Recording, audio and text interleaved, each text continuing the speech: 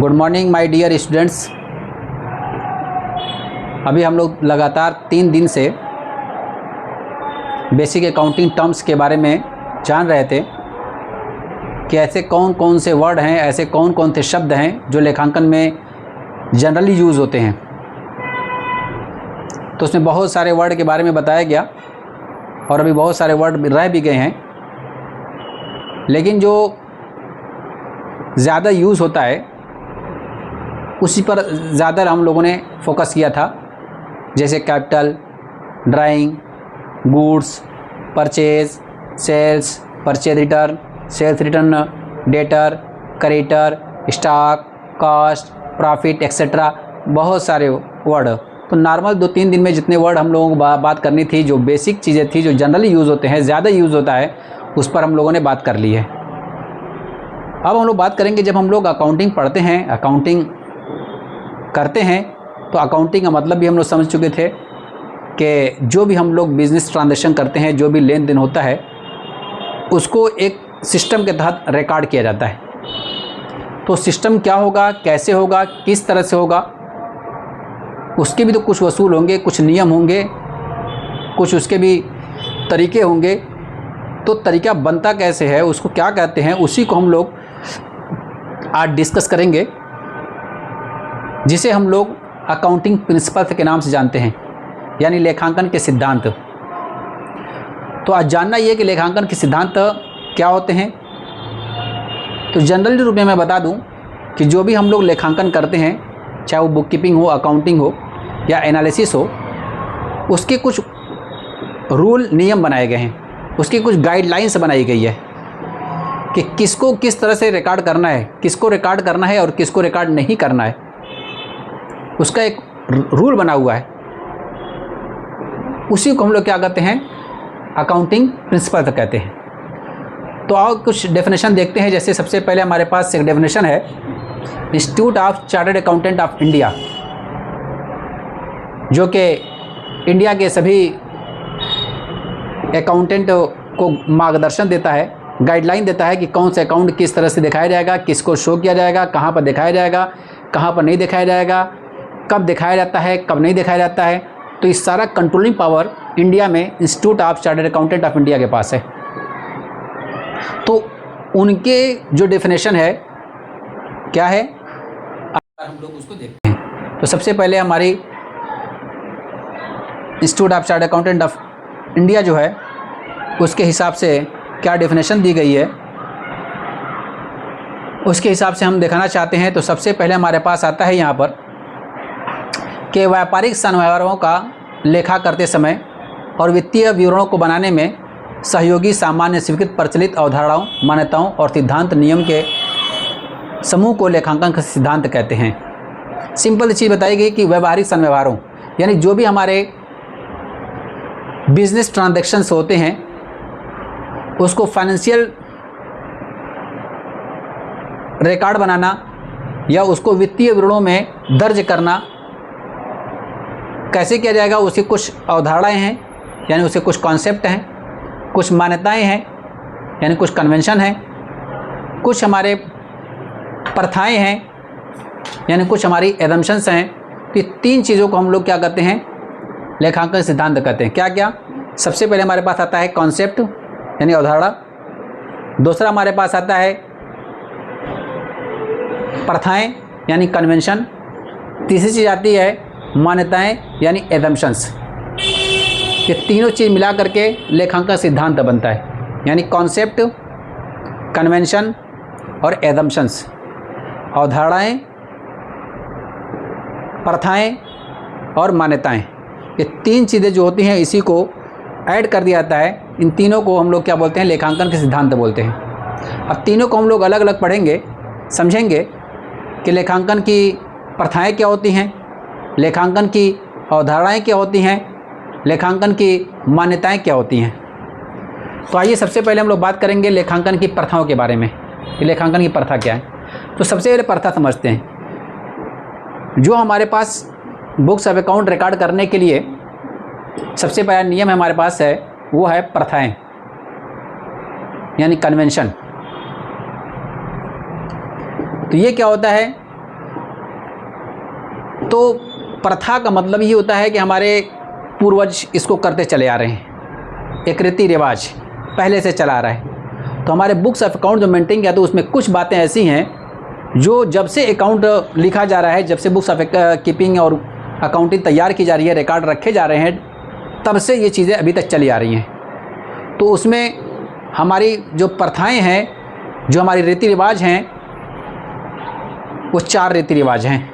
सबसे पहले हमारे पास यहाँ पर आता है कन्वेंशन ऑफ कंजर्वेशन, रूढ़िवादिता की प्रथा, रूढ़िवादिता की प्रथा।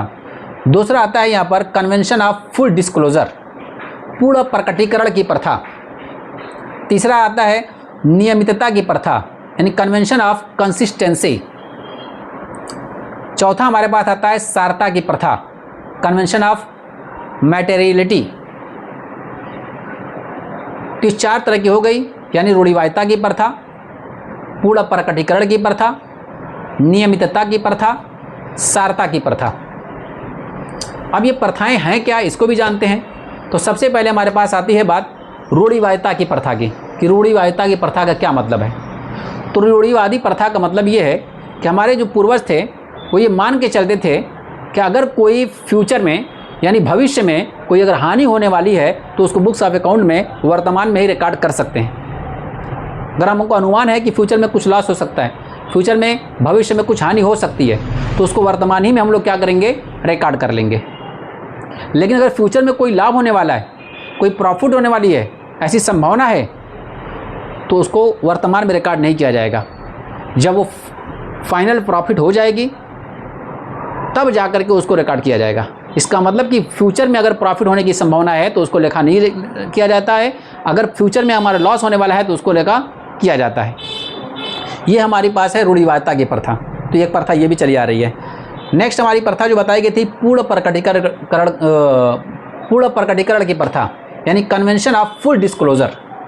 तो कन्वेंशन ऑफ फुल डिस्क्लोजर का मतलब ये होता है कि जो भी हमारे पास इंपॉर्टेंट सूचनाएं हैं उस सारी चीज़ों को उसमें रिकॉर्ड कर दिया जाए, सारी चीज़ों को उसमें दिखा दिया जाए, सारी चीज़ों को उसमें प्रकट कर दिया जाए, कोई भी चीज़ में छुपाई ना जाए।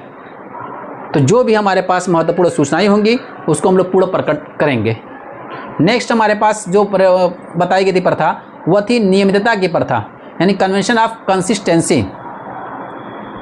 तो कंसिस्टेंसी का मतलब होता है लगातार किसी भी चीज़ को अपनाना। तो बताया गया जो बुक्स ऑफ अकाउंट हम मेंटेन करते हैं तो उसके जो नियम एक बार अपना लिए जाए वो हर साल अपनाए जाएं, हर साल उसी को। ये नहीं कि अभी 2024 में कुछ और रूल नियम था, 2025 में कुछ और नियम हो गया, 2026 में कोई और रूल नियम रहेगा, नहीं। उसमें कंसिस्टेंसी होनी चाहिए, एकरूपता होनी चाहिए, उसके तरीक़ों को बार बार बदलना नहीं चाहिए। वो जो एक बार बना दिया गया उसी को कंटिन्यू या उसी को जारी रखना चाहिए। जैसे मैं एक एग्जांपल बताता हूँ, डेप्रिसिएशन लगाने के बहुत सारे मेथड हैं। 2 फेमस मेथड सभी लोग जानते हैं, एक होता है फिक्स इंस्टॉलमेंट मेथड और दूसरा है डिमिनिशिंग बैलेंस मेथड, यानी क्रमागत ह्रास पद्धति और अस्थायी प्रभाग पद्धति। तो अगर हम किसी वर्ष 2025 में अगर हम लोगों ने उसको क्रमागत ह्रास पद्धति लगाया है तो अगले साल भी क्रमागत ह्रास पद्धति लगाएंगे, उसके बाद अगले साल भी क्रमागत ह्रास पद्धति लगवाएंगे। ये नहीं कि हर साल कभी क्रमागत ह्रास पद्धति लगा दिया गया, कभी उसके बाद अस्थायी प्रभाग पद्धति, फिर अगले साल कोई और मेथड, फिर उसके बाद अगले मेथड। क्योंकि डेप्रिसिएशन लगाने के 17 मेथड है। जो फेमस मेथड्स हैं जिसको जनरली लोग जानते हैं वो यही फिक्स इंस्टॉलमेंट मेथड और डिमिनिशिंग बैलेंस मेथड, यानी क्रमागत ह्रास पद्धति और अस्थायी प्रभाग पद्धति को लोग जानते हैं। इससे मैंने एग्जांपल दिया कि जो भी मेथड अपनाया जाए उसमें कंसिस्टेंसी होनी चाहिए, एकरूपता होनी चाहिए, लगातार उसी को अपनाया जाना चाहिए। ये था हमारी एक प्रथा, यानी पुराने जो हमारे पूर्वज थे वो उसी को अपनाते हुए चले आ रहे थे। नेक्स्ट हमारे पास आता है सारता की प्रथा, कन्वेंशन ऑफ मैटेरियलिटी। सारता की प्रथा का मतलब ये है कि इस प्रथा में ये बताया गया है कि आप जो भी रिकॉर्ड करें वो महत्वपूर्ण बातों को रिकॉर्ड करें, यानी गैर महत्वपूर्ण बातों को उसमें रिकॉर्ड करने की कोई ज़रूरत नहीं है। सिर्फ उन्हीं बातों को लिखा जाए जो महत्वपूर्ण होते हैं। जैसे महत्वपूर्ण का मतलब ये हो जाएगा, जैसे पॉइंट में लिखना है 49,970 रुपया 30 पैसा, तो 30 पैसा कोई लिखना कोई मैंडेटरी नहीं है, ये गैर महत्वपूर्ण मद है। चाहो तो 30 पैसे को हम लोग राउंड ऑफ कर सकते हैं, क्योंकि हमारे लिए कंपनीज एक्ट 2013 में भी ये बातें बताई गई हैं कि अगर कोई अमाउंट निकटतम रुपये तक आता है, यानी कि उसमें दशमलव में कुछ रुपया आता है, तो उसको राउंड ऑफ करके पूर्णांक में बनाया जा सकता है। और इनकम टैक्स के अंदर भी हम लोग उसमें देखे हैं कि राउंड ऑफ किया जाता है। तो कुल मिला जुला करके हमारे पास ये समझ में आई कि कुछ महत्वपूर्ण जो मदें होंगी उसको लिखा जाएगा, जो गैर महत्वपूर्ण मदें हैं, महत्वपूर्ण लेन देन हुए हैं, उनको रिकॉर्ड नहीं किया जाएगा। इसलिए इसको हम लोग कहते हैं सारता की प्रथा, यानी कन्वेंशन ऑफ मैटेरियलिटी, यानी ये सभी महत्वपूर्ण तथ्यों का अभिलेखन करना। तो इस 4 हम लोगों ने प्रथाएं पढ़ी। सबसे पहले क्या बताया गया? रूढ़िवादिता की प्रथा। दूसरा बताया गया पूर्ण प्रकटीकरण की प्रथा। तीसरा नियमितता की प्रथा और चौथी सारता की प्रथा। और चारों में बता दिया गया कि रूढ़िवादिता की प्रथा क्या कहती है कि फ्यूचर में अगर लाभ होने वाला है तो उसको रिकॉर्ड नहीं किया जाएगा, लेकिन हानि होने वाली है तो उसको रिकॉर्ड किया जाएगा। पूर्ण प्रकटीकरण बताया गया कि जो भी रिकॉर्ड करना हो उसको पूरा किया जाए, कोई भी चीज़ छुपाई नहीं जाए। नेक्स्ट बताया गया कि जो भी हमारे पास नियम अपनाए जाएँ, जो एक बार फार्मूला या जो मेथड अपना लिया जाए उस मेथड को बार बार अपनाया जाए, उसको बार बार बदला न जाए। नेक्स्ट बताया गया कि जो महत्वपूर्ण मदें होती हैं उसको दिखाया जाएगा, जो गैर महत्वपूर्ण मदें होंगी उनको छोड़ दिया जाएगा। तो आज की टॉपिक हम लोग इसी पर ख़त्म करते हैं। Thank you.